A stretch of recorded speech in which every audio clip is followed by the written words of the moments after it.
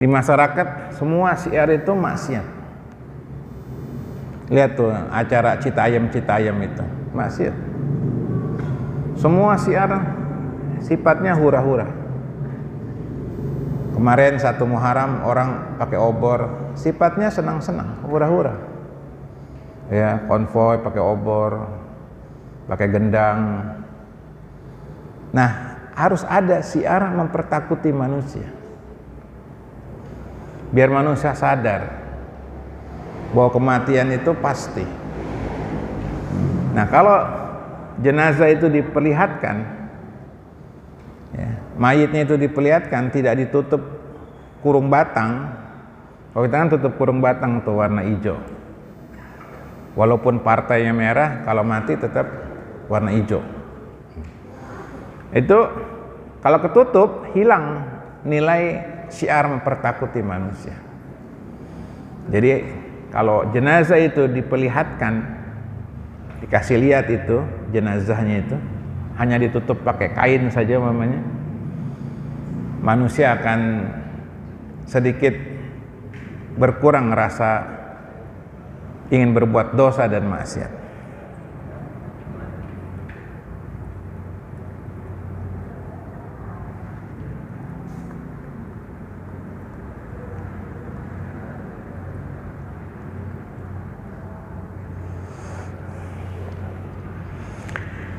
Di masa Nabi SAW sudah ada kereta, sudah ada, ya, yang ditarik dengan kuda, udah ada.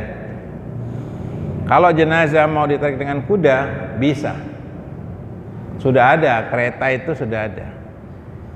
Jadi kalau kita itu kayak delman itu sudah ada buat narik benda-benda, barang-barang termasuk jenazah, sudah ada. Ya, seperti orang kafir itu jenazahnya kadang dipakai kereta. Orang-orang kerajaan itu jenazahnya, petiknya itu pakai kuda. Ya, sebagian pakai mobil. Bisa. Tapi kata Nabi SAW, innal malaika kanat tamsi. Sesungguhnya para malaikat ikut berjalan mengiringi jenazah. Allahu Akbar. Sesungguhnya para malaikat ikut berjalan mengiringi jenazah.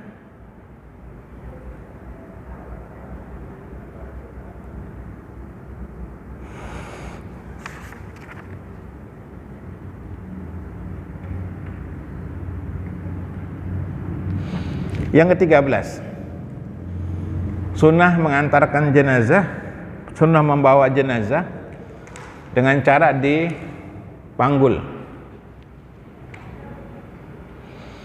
Walaupun dengan cara yang lain boleh. Ya. Seperti umpamanya ada dengan cara ditenteng jenazah. Ya, atau dengan kendaraan seperti tadi pakai kuda ditarik.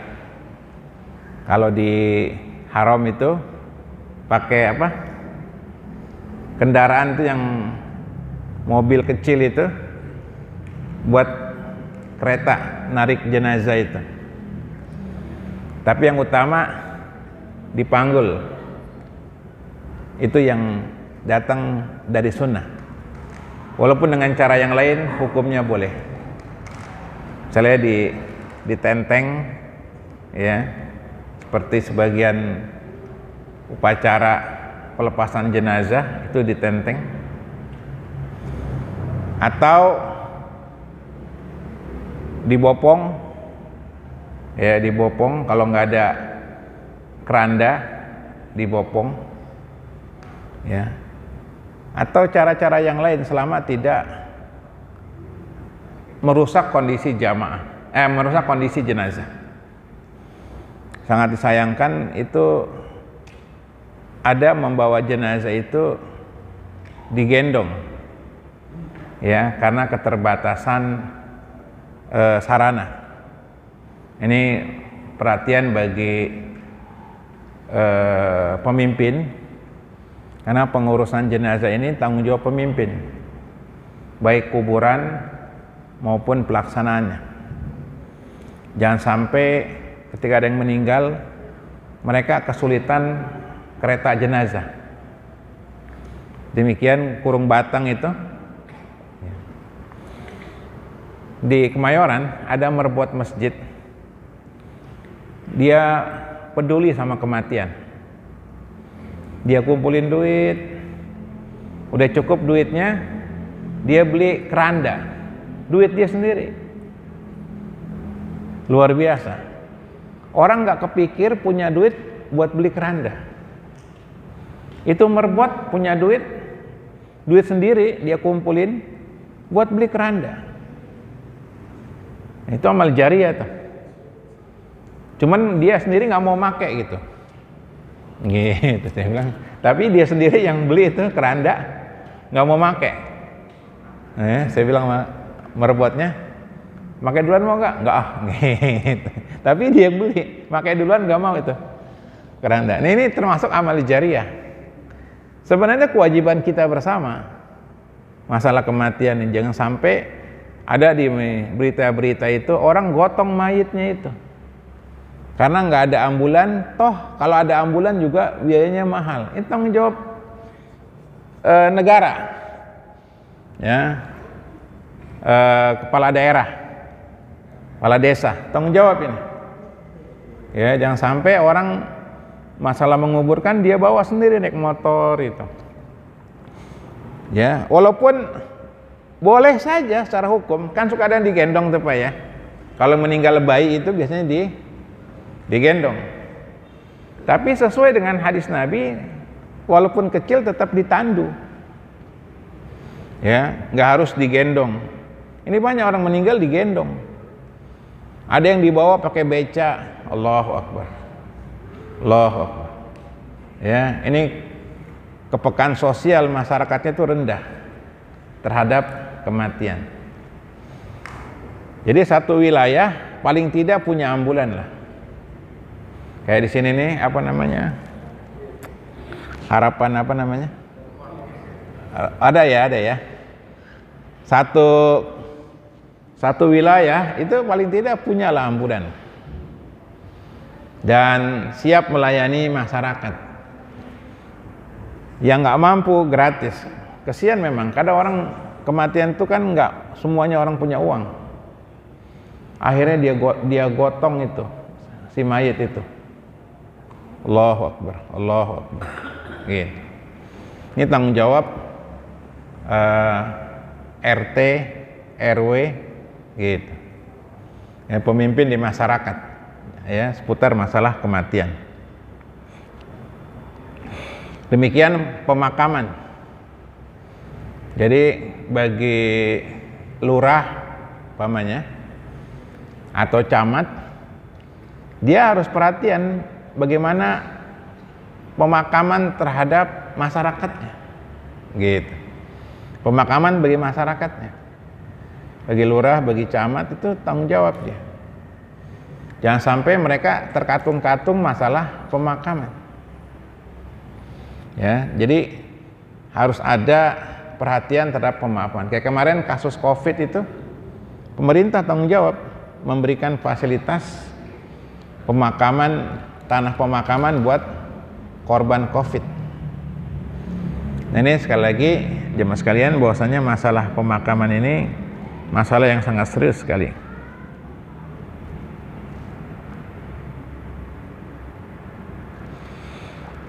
Poin yang ke-14.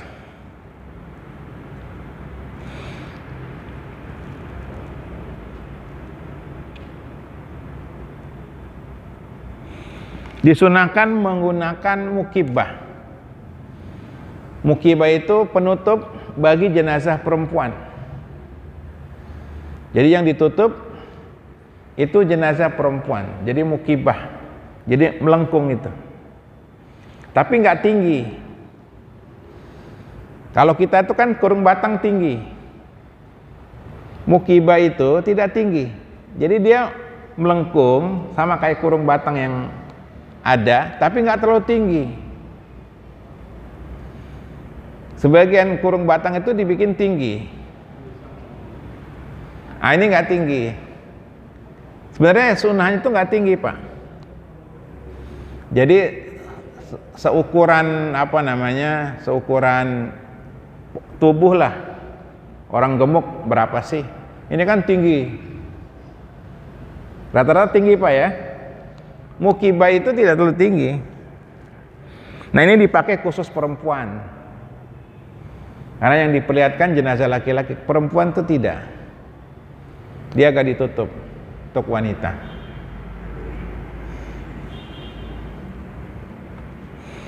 Kalau di kita jarang, saya belum pernah lihat mukibah itu. Jadi ya melengkung juga, tapi nggak terlalu tinggi yang seperti yang terjadi sekarang ini.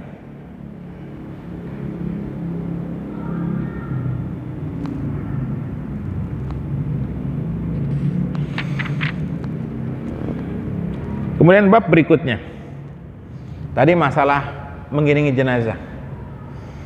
Kemudian bab berikutnya ya tentang masalah penguburan.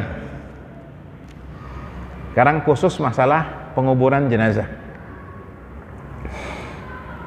Yang pertama, bahwa penguburan jenazah hukumnya fardu kifayah. Kalau sudah ada yang tim menguburkannya, maka gugur kewajiban bagi yang lainnya. Alhamdulillah, kalau masalah penguburan sudah ada timnya di pemakaman. Jadi seandainya orang datang ke sana nggak bawa tukang gali kubur, sudah ada di sana. Ya, siapa namanya? Sudah ada petugasnya di kuburan. Tinggal nego aja berapa biayanya. Jadi memang biayanya masih nggak ada yang resmi ya. Nah, kalau kita ada punya sendiri nggak masalah, ini nggak diatur. Boleh pakai jasa penguburan, boleh kita sendiri. Ini penguburan. Tapi yang utama memang tukang ngubur itu harus tahu apa namanya, kondisi tanah, kedalaman gitu. Karena ada kondisi tanah yang dimana kalau digali keluar air. Kemudian juga berapa kedalaman, idealnya 2 meter ya, idealnya itu 2 meter untuk kuburan, 2 meter. Dan dia juga harus tahu bagaimana masalah lahat. Jadi lahat ada 2 ya, ada lahat ada 2, ada yang dicowak pinggirnya, ada yang dicowak tengahnya, dua-duanya boleh ya Pak ya. Ada yang dicowak pinggirnya ya, sebelah arah kiblat itu dicowak, buat mayat itu ditaruh di pinggirnya itu arah kiblat. Jadi kan kotak tuh, kotak bagian bawah nanti dicowak buat mayat itu ke arah kiblat. Nanti jenazahnya kan dihadapkan ke arah kiblat, kemudian ditutup dengan kayu atau dengan batu. Ada juga lahat itu di tengah-tengah ya, dibikin kotak ya, kotak, nanti bagian tengahnya dicowak. Nah disitulah mayat ditanam, baru setelah itu ditutup dengan papan atau dengan batu gitu. Ngerti gak Pak? Paham gak? Ya, cowakan itu, cowak ya, lahat itu cowakan itu ada 2. Ada yang umum di negeri kita itu menghadap ke arah kiblat. Jadi pas turun jenazah itu dihadapkan ke arah kiblat. Atau cara yang kedua, tengah-tengah lahat itu, di tengah-tengah bagian bawah kubur itu dicowak. Ya, dicowak buat letakkan jenazah. Nah ini biasanya tukang kubur itu pengalaman, tukang kubur yang petugas di kuburan pengalaman ya. Yang bagi yang nggak pengalaman hati-hati, karena banyak kejadian mayat itu begitu turunkan jatuh jatuh karena nggak siap. Gitu. Nah, jadi menguburkan jenazah sekali lagi hukumnya fardu kifayah. Ya, kita tahu pengurusan jenazah itu hukumnya fardu kifayah.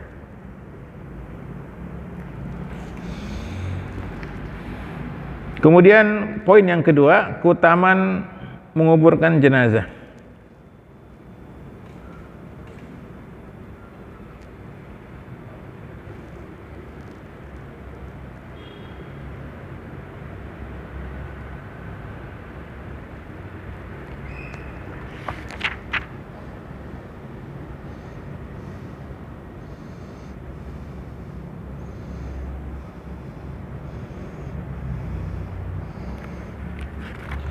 Hadisnya menarik. Nabi SAW pernah bersabda, "Man hafara lahu fa ajannahu ujriya alaihi ka ajri maskani askanahu iyahu ila yaumil qiyamah." Weh, luar biasa.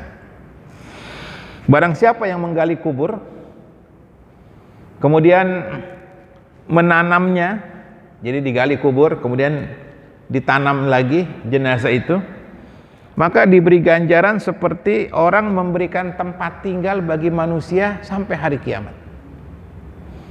Jadi kalau ada orang kita kasih tempat tinggal sampai hari kiamat, itu pahalanya sama dengan orang yang menguburkan jenazah dan menggali kubur dan menguburkannya. Ya, kubur kan digali dulu kan, ditanam baru dikubur lagi. Jadi barang siapa yang menggali kubur, ya, kemudian setelah itu dia tanam lagi, maka pahalanya seperti orang yang memberikan tempat tinggal bagi seseorang sampai hari kiamat. Karena orang mati itu, orang dikubur itu sampai hari kiamat. Allahu Akbar, pahalanya luar biasa. Kalau ikhlas. Kalau ikhlas. Jadi tukang ngubur, ya, yang menggali kuburan itu pahalanya besar. Ya. Kalau orang tahu pahalanya itu rebutan itu. Gali kubur itu. Biar saya yang gali aja deh, gitu. Nah, ini orang nggak tahu, ya. Tukang gali kubur juga nggak tahu pahalanya kayak gini. Karena tukang gali kubur tuh pikirannya ada kerjaan dia itu, kerjaan dia, job dia. Jadi kalau orang gali kubur, ya, kemudian ditanam mayit, kemudian itu dikuburkan oleh dia, dirapikan, maka pahalanya seperti orang memberikan tempat tinggal bagi seseorang sampai hari kiamat. Luar biasa keutamaan itu, ya, tukang kubur. Jadi jangan remehkan pahala tukang kubur.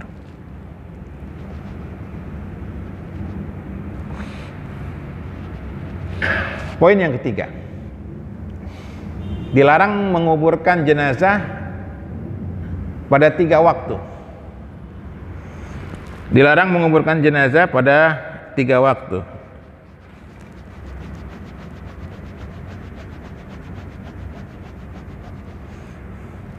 Dan ini sesuai dengan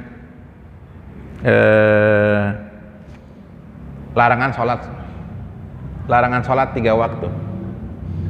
Di bahasan kitab sholat telah kita bahas, ada 3 waktu terlarang kita sholat. Ya, pertama pas matahari terbit, ya, terbit sampai dia sempurna dilarang sholat. Kemudian pas matahari di kepala kita, pas matahari itu tergelincir dikit, itu waktu zuhur. Itu kurang lebih 5 menit lah waktu terlarang itu. Kemudian yaitu waktu terbenam, ya, pas mulai terbenam itu, kalau hilang matahari itu maghrib.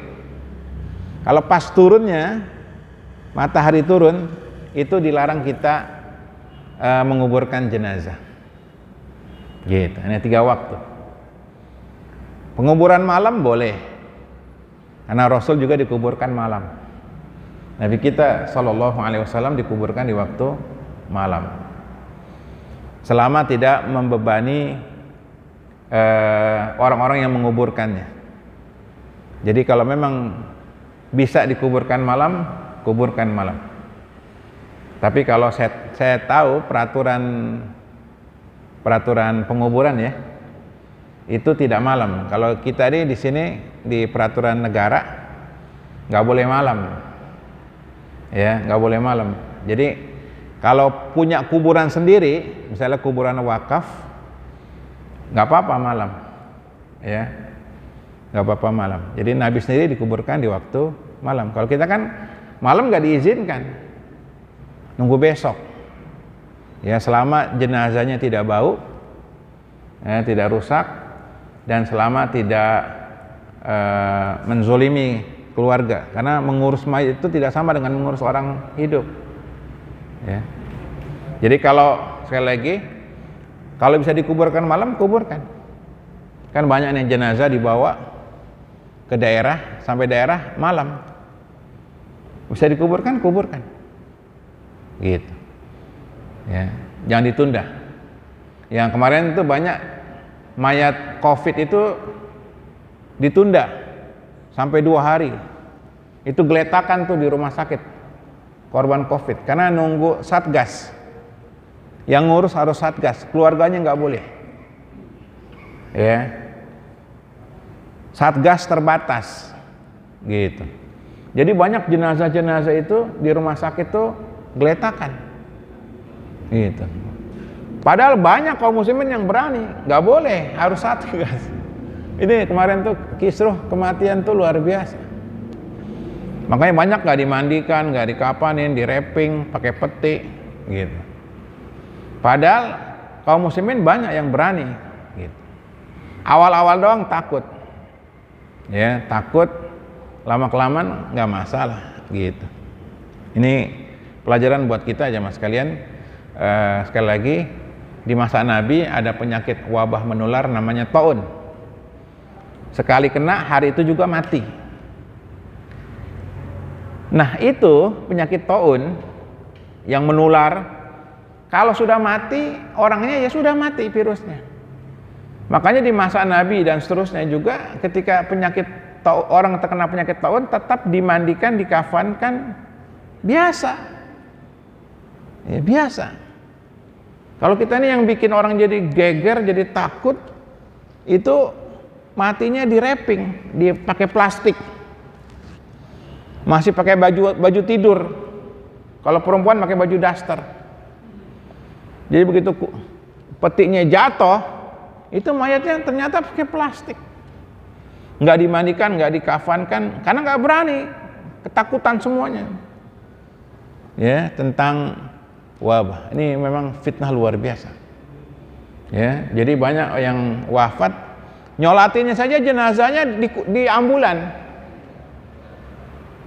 Nggak boleh dikeluarin. Keluarganya mau lihat, nggak boleh. Luar biasa. Di Timur Tengah nggak kayak gitu. Ya, ujian ya. Ya, semoga yang wafat husnul khotimah ya. Walaupun yang nyolatin sedikit, sedih emang, sedih luar biasa. Semoga Allah mengampuni dosa-dosa mereka semua yang wafat kena COVID kemarin, ya.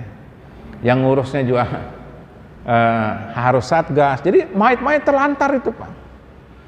Kita khawatir busuk jenazah. Sebagian saya kawan-kawan dai itu keluarganya nggak boleh ikut. Kenapa? Diisolasi karena COVID. Anak istrinya nggak boleh ikut di rumah, ya. Orang jenazahnya nggak boleh dilihat. Wah, ya Allah, sebegitunya. Ya. Tahunya nggak ada apa-apa. Ya. Allahu Akbar. Poin yang ke-6. Jenazah seorang muslim tidak boleh dikubur bersama orang kafir. Baik satu lubang maupun satu areal. Ya. Baik satu lubang maupun satu areal. Makanya dipisah antara jenazah muslim dengan perkuburan kafir. Beda. Ya. Di sebagian wilayah kayak di Jawa masih banyak dicampur. Kayak waktu saya main ke Purwokerto, itu kuburan tuh dicampur muslim kafir, nggak boleh. Ya, pemakaman tuh harus dibeda karena ada sunnahnya. Kalau kita datang ke kuburan muslim, sunnahnya apa? Ucapin salam. Tapi kalau kita lewatin kuburan kafir, sunnahnya memberikan kabar api neraka. Ya, idza mararta bi qabrin rajulin kafir fabashirhu binar. Kalau kamu melewati kubur orang kafir, maka kabarkan api neraka. Jadi kalau kita lewat kuburan orang kafir, kita bilang emang enak masuk neraka. Gitu. Nah, kalau dicampur, jadi kacau doanya. Makanya harus dipisah. Ini kuburan muslim kan gitu ya, sudah beredar di negeri kita. Ini kuburan kafir. Nah, kalau letaknya saja beda, apalagi kalau satu lubang, nggak boleh. Yang muslim kafir satu lubang nggak boleh. Sekalipun dia keluarga, anak sama bapak, kalau dia beda agama, nggak boleh disatukan.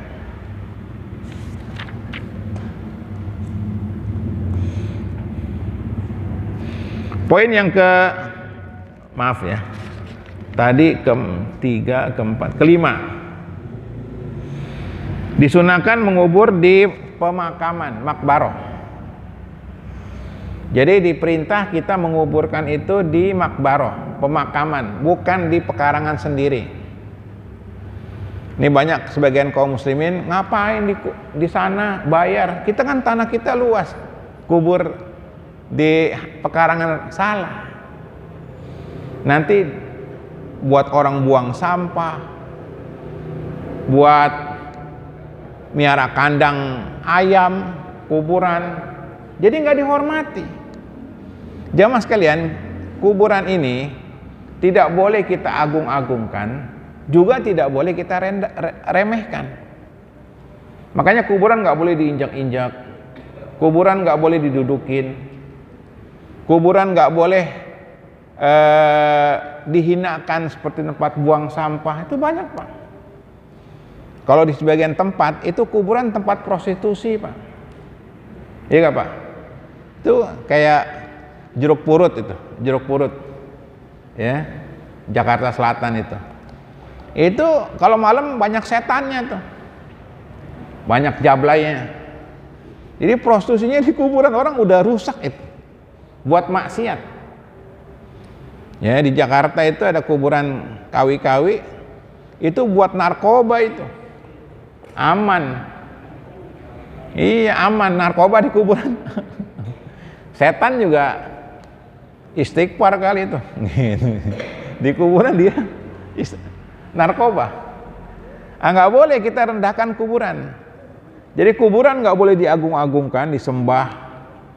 Tempat orang minta-minta di kuburan, juga kuburan nggak boleh kita hinakan. Makanya nggak benar kuburan cuma digusur buat bikin hotel, nggak benar. Boleh saja kuburan digusur untuk kemaslahatan umat, jalan pamannya. Tapi kalau buat hotel, apalagi yang nempatin nanti orang kafir, kesian. Kaum muslimin hidupnya digusur, matinya digusur juga. Ya Pak ya. Hidupnya digusur, matinya digusur. Nah ini perhatikan, jadi sunnahnya jenazah dikubur di makbaroh. Kenapa? Perhatikan Pak. Kalau dikubur makbaroh, pertama identitas dia jelas. Kalau dia muslim, dikubur di kuburan muslim. Yang kedua, kalau di kuburan muslim itu dapat doa kaum muslimin. Ketika kaum muslimin mengucapkan doa assalamualaikum ya ahla diyar, semuanya dapat tuh, salam tuh. Doa kaum muslimin. Gitu. Sebentar Pak, saya ingat masalah kubur ditolak dikubur. Ada 2 kasus kemarin. Pertama, mati karena COVID. Itu ditolak dikubur di kuburan kaum muslimin. Ini juga nggak benar ini. Jadi seolah-olah kalau COVID kuburan COVID. Jadi kalau kuburan umum ditolak. Di daerah ya kan orang kena COVID ditolak sama warga, ambulannya suruh pergi. Ini jahat ini, ya, ketakutan. Padahal udah ada satgasnya. Kalau di DKI ya, di kota-kota besar memang ada fasilitas kuburan COVID, tapi kalau di daerah belum ada. Makanya begitu ada yang meninggal karena COVID, itu mau dikubur di suatu wilayah ditolak sama warganya. Ini jahat nih. Perhatikan nih Pak. Ya. Kalau Bapak jadi lurah di sana, ya. Nggak benar itu. Yang kedua, kasus napi teroris. Nah, napi teroris juga ditolak sama warga. Jangan kuburkan sini, kami nggak. Nah, ini juga nggak benar, ikut-ikutan. Ya, kebawa dagelan-dagelan terorisme dan seterusnya. Ya. Jadi menolak napi teroris, jenazah teroris, nggak bisa, nggak boleh seperti ini, nggak boleh. Ya, ini kejahatan luar biasa. Orang sudah jadi mayat itu nggak bersalah, ya, nggak bersalah. Seandainya itu orang kafir, nggak ada yang ngurus, maka kita urus dia, kuburkan dia, gitu. Ya, untuk kemaslahatan. Seandainya orang kafir, kita punya tetangga kafir, mati, nggak ada yang ngurus karena nggak ada keluarganya, maka kita yang ngurus untuk kemaslahatan bersama, gitu. Jadi nggak benar itu napi teroris ditolak, mati ya mati sudah. Kejahatan dia, urusan dia nanti hari kiamat. Jadi jangan ada menolak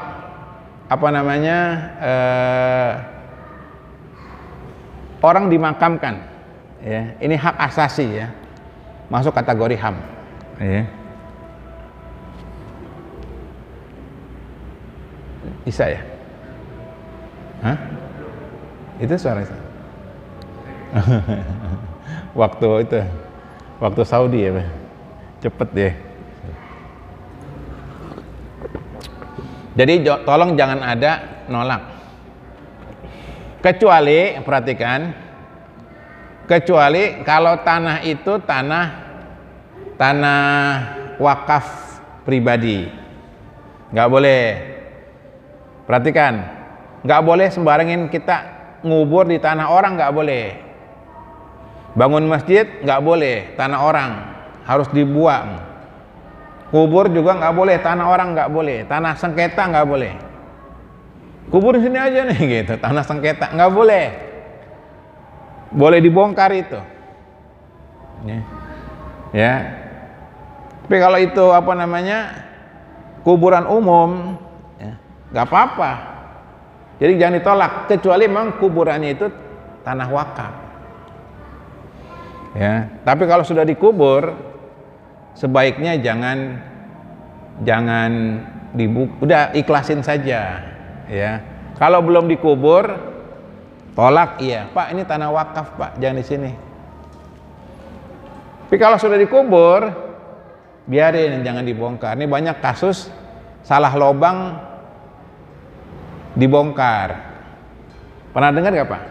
Salah lobang udah dikubur, ini jenazah. Kan kadang nih Pak, ketika ada kematian itu berbarengan 3 orang, 4 orang. Nah kadang ketukar. Kalau belum dikubur, karena itu bukan haknya, boleh. Jangan di sini Pak, ini punyanya si A. Ya, kalau si B sebelah sana, kalau belum dikubur. Kalau sudah dikubur, jangan dibongkar. Itu utamanya, kalau udah dikubur jangan dibongkar. Tolong ya Pak ya, kalau salah-salah ngubur itu, ya itu banyak kasus udah dikubur dibongkar, akhirnya serem dah tuh, ada kejadian-kejadian.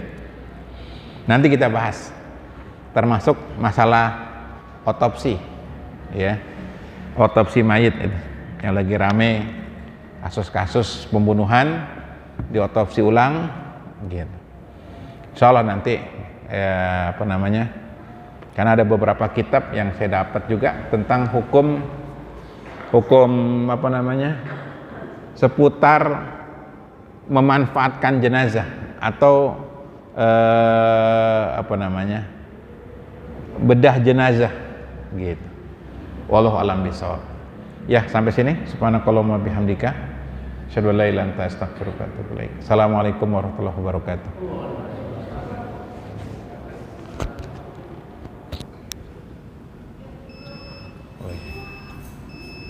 Bunyi ya. Mau minum. Iya.